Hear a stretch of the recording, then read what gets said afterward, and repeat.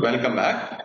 In the last video, we discussed about the regions of the bipolar junction transistor.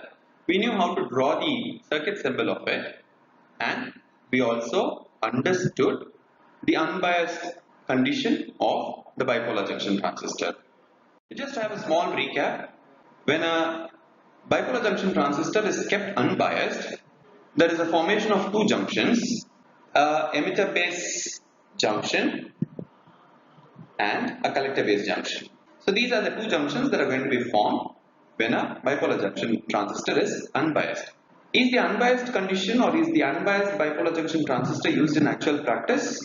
The answer is no. So DC supply voltages have to be given across the terminals, to the junctions for normal transistor action. So this application of DC voltages across the terminals or to the junctions is called as biasing. And why do we do biasing? Biasing is done for proper operation of any device. So for normal transistor action, biasing has to be given across the terminals. So there are two different junctions. One is an emitter base junction, the other a collector base junction. So the emitter base junction could be forward biased as well as reverse biased, and the collector base junction can also be forward biased and reverse biased. Based on the different biasing across the terminals, you do have four different modes of operation. For example, when your emitter base junction is forward biased and your collector base junction is reverse biased, we do call that as active mode of operation. I repeat, when your emitter base junction is forward biased and your collector base junction is reverse biased, we call that as active mode of operation. And how do you say that it is forward biased? The emitter terminal is of N-type semiconductor and it is connected to the negative polarity of the DC supply. Base is a P-type semiconductor and it is connected to the positive polarity of the DC supply, and hence it is forward biased. Coming on to the collector base junction, the collector is a N-type semiconductor and it is connected to the positive polarity of the DC supply, and base is a P-type semiconductor and it is connected to the negative polarity of the DC supply, and hence it is reverse biased. Emitter base junction forward biased, collector base junction is reverse biased. It is called as active mode of operation.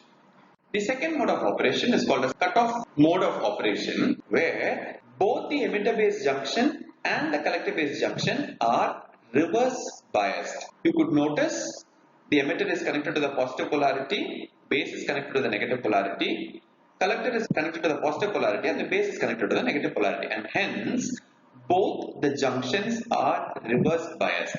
This mode of operation is called as cutoff mode of operation. The third mode of operation is called as saturation mode of operation, where the emitter base junction is forward biased and the collector base junction is also forward biased.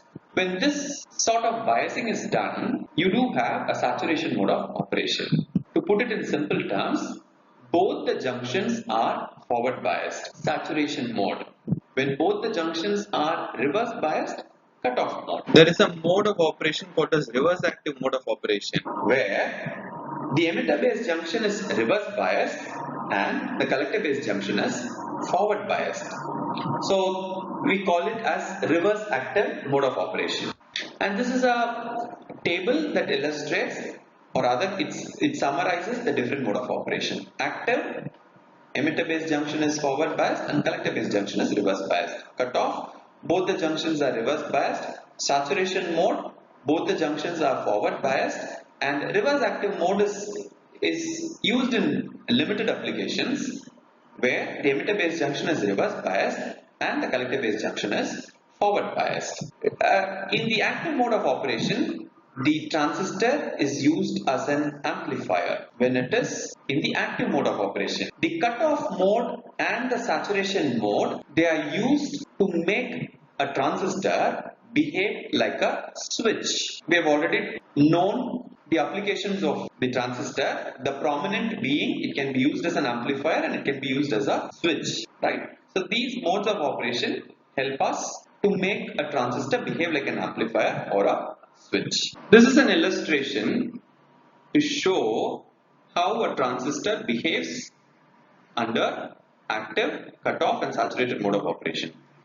As said earlier, during the active mode of operation, the transistor behaves like an amplifier, and during cutoff mode and saturation mode, the transistor behaves like a switch. So a switch either turns on or we turn it off.